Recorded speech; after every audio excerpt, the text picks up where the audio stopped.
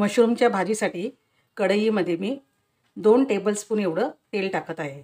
तेल गरम झालेलं आहे। इथे मी 2 मीडियम साईजचे कांदे चिरून घेतलेले ते टाकत आहे। ते मी परतून घेत आहे। कांदा परतला गेला आहे। त्याच्यामध्ये एक मोठा टोमॅटो मी कापून घेतलेला आहे तो टाकत आहे। टोमॅटो सुद्धा याच्यामध्ये परतून घेत आहे। याच्यामध्ये मी पाव टीस्पून आले लसूण पेस्ट टाकत आहे। ही पण कांद्याबरोबर चांगली परतून घ्यायची आहे। याच्यामध्ये कोथिंबीरच्या देठाचं मध्ये वाटून घेतलेलं आहे तेही टाकत आहे। हेही चांगलं परतून घ्यायचं आहे।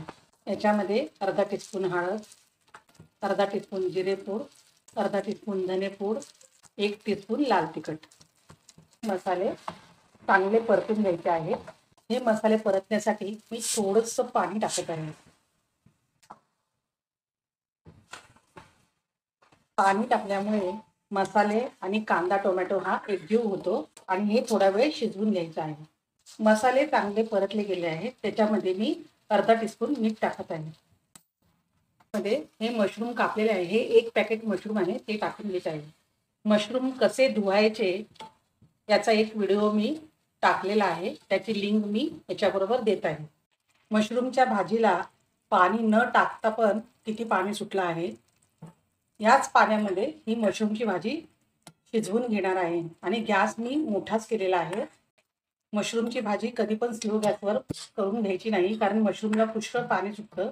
त्यामुळे ते पाणी आटवण्यासाठी मोठ्या गॅसवरच ही भाजी करून घ्यायची आहे। त्या पाण्यामध्येच ही भाजी पूर्णपणे मी शिजवून घेणार आहे, वरून एक्स्ट्रा पाणी टाकणार नाही आणि मशरूम हे लगेच शिजले जातात। मशरूमची भाजी तयार आहे। पूर्ण पाण्यामध्येच मी ही शिजवून घेतलेली आहे। वरून जराही पाणी टाकलेलं नाही। वरून थोडीशी कोथिंबीर टाकायची आहे।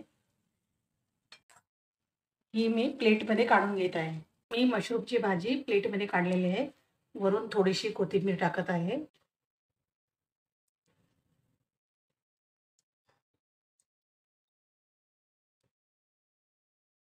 तुम्हीही अशा प्रकारे मशरूमची भाजी करून बघा।